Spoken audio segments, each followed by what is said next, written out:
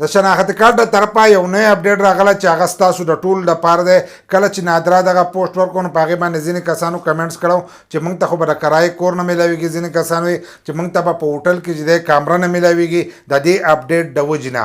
نو که تاسو کتلي کومه زنانه چې نه واده شوي نو د هغې شناختی کارډ که تاسو وګورئ نو په هغې کې د هغې د پلار نوم چې دی دا موجود دی. چې نه واده شوي نو د پلار نوم پکې موجود دی.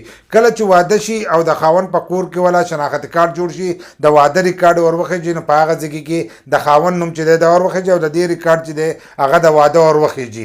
اوس نادره چې دی ښځې له دا حق ورکړی دی چې هغه خپل شناختی کارډ جوړوي نو په هغه وخت کې چې دی هغه د خاوند نوم هم خېجولی شي او د پلار نوم چې دی دا هم خېجولی شي. که د پلار په نوم باندې دغه شناختی کارډ جوړوي نو هم یې جوړولی شي، که د خاوند په نوم یې جوړوي نو هم یې جوړولی شي. نو په دې باندې ځینې کسان چې دی لاندې کمنټس کړو او دا خبره یې کړې وه که موږ د پلار په نوم باندې دغه شناختی کارډ جوړ کړو او موږ په هوټل کې کمرہ لو هلته زموږ شناختی کارډ وګوري نه به چې دا خو ستا د خاوند نه دی، دا خو پکې د پلار نوم موجود دی. دغه شانتې که د کرائی کور لو شناختی کارډ وګوري او د خاوند نوم پکې نه نو بیا موږ له څوک د کرائی کور چې دی دا به نه راکوي. نو تاسو هم خپل رایه چې دی هغه زموږ سره شریک کړئ.